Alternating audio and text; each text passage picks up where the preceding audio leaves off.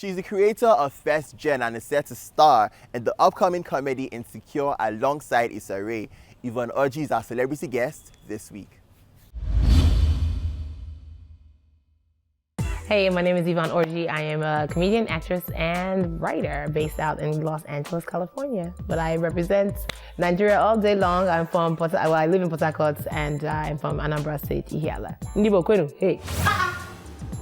So am I your boys now? I work, I pay for food, and their dishes. Easy. God punish you people. I was born in Port Harcourt. I moved to the States when I was 6, and my father made it a point for us to come back home very frequently. So after we stayed in the States for about 7 years, we now made the voyage home every year. In LA. Yo, no, this is love right here, because I'm out of town. I'm from out of town, and I'm one of the tourists that Jay was talking about. And I did go to the swap meet. I went to Lawson. I went past Lawson. It was kind of gangster. But you know what though? I can't be scared of the hood. I can't be. Cause I'm from Africa, son. That's right. Nigeria, my people. I wear Nigeria on my heart and my sleeve, even on my arm. I have Nigeria they carry last on me, so it's Nigeria is definitely home. It's definitely home. I mean, I enjoy having kind of the best of both worlds because I'm equal parts American as I am Nigerian, but my Nigerian experiences influence the way I am in America. So I'm from where we fight with rocks and stones. You got to be real gangster and accurate than a mug to bring a rock to a gunfight? Because can you imagine? Someone's like, yo, break yourself. Break my what?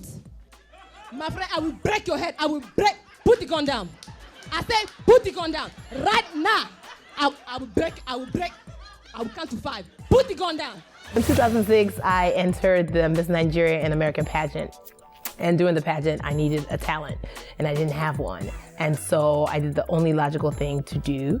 I prayed, and loud as day, I heard God tell me to do comedy. And I said, Baba, you are very mistaken. Nigerians are not the easiest audiences. I was like, I will not be booed. I just bought a dress.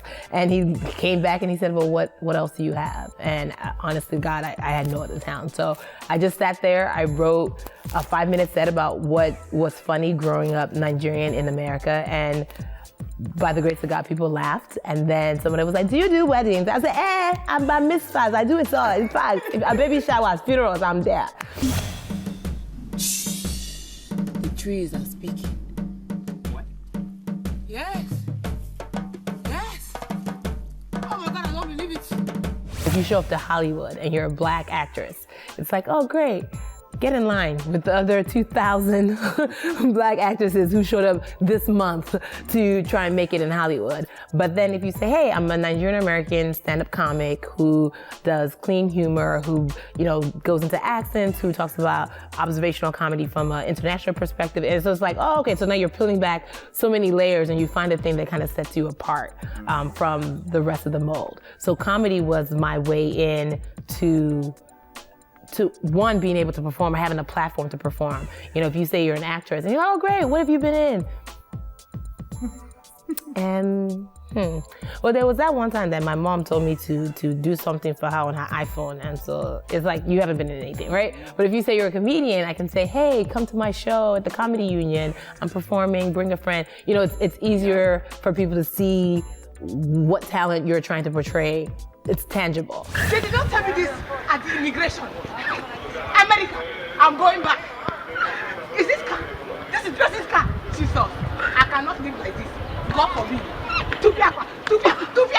Comedy is an old boys club. I mean, it's the same as in Nigerian. It's all over. Like, comedy is mostly male dominated.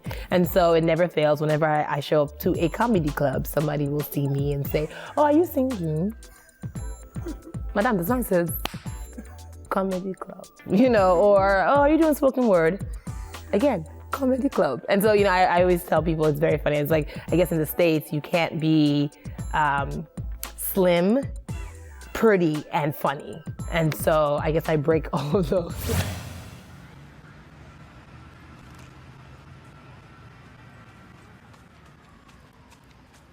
Does this belong to you? What are you doing here? I used to play here. Just like you. I used to play here. A long time ago. I was in New York for about 2.5 years, and then I moved to Los Angeles in 2011 to do an internship in a writer's room for a show called Love That Girl. Martin Lawrence was producing it, and so it was my first foray into writing. You know, when you're told you're not supposed to do something, like I didn't know how TV worked. I didn't realize that the thing that I'm watching, somebody's actually in another room writing the words and the scripts that these actors would be saying. I didn't know any of that, and so that was my first time really understanding truly where the power in Hollywood starts a little bit. It's like the creators, the writers, they generate stories and content.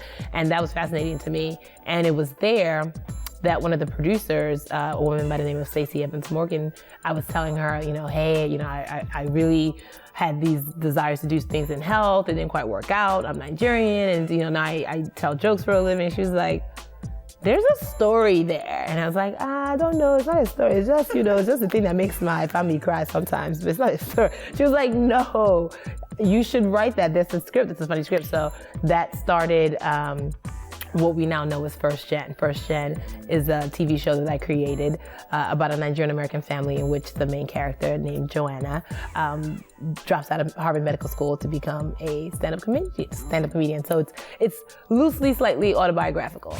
Jester, no. We did not bring you to this country to be a clown. I'm pretty sure they call it comedian here, Mom. Dad, seriously. Agatha, leave the girl alone. Eh? See, like the tiger told the tortoise, the road ahead will be long and troublesome. And there'll be a few mangoes along the way. Anytime you see an African represented on American TV, it's, you know, either they're a rebel leader, they're just fleeing their village, it's, you know, or they're taking someone from the airport, you know, or it's been a caricature like we all saw Coming to America. Hilarious movie, it is what it is, but it was, you know, it's a caricature of what, you know, people think Africa is. And so for me, my goal, I really want to be able to see an African family that's just like your neighbor next door. You know, we are your kids' best friends. We are your doctors. We are your lawyers. We are your cab drivers as well. We are rebel leaders, but we're normal everyday people. Normal everyday people. Joanna, you remember Emeka? Mom, what is this? I thought you said you didn't like receiving phone calls from strange men. Yeah. I thought you'd prefer a face-to-face meeting. Mom. Now go and be nice. He's a dentist. Nigerians, or Africans in general, are really busting through Hollywood. I mean, if you think about it, you have the John Boyegas in Star Wars, you have Lupita, you have Uzo Aduba, you have David Oyelowo. Like, there's so many Africans who are doing amazing work in Hollywood. So I think the conversation really, it's only a matter of time before that perception shifts. And even, you know, with Idris's last movie that was on Netflix, it was like, you know, oh, you know, it was very good, but then of course it's like, oh, another African portrayal of war crimes, etc.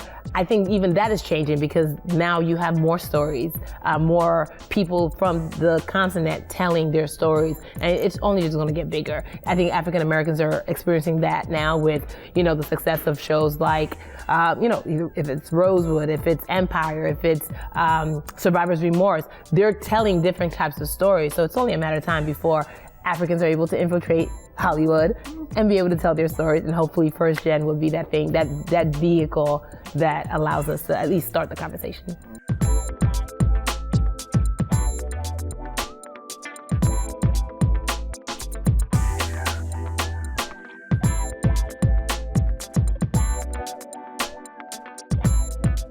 Hi, my name is Yvonne Orji, and you are watching TVC News. Right here in Lagos, Nigeria. That is the Nigeria, no, they carry last though. My people waiting, they happen.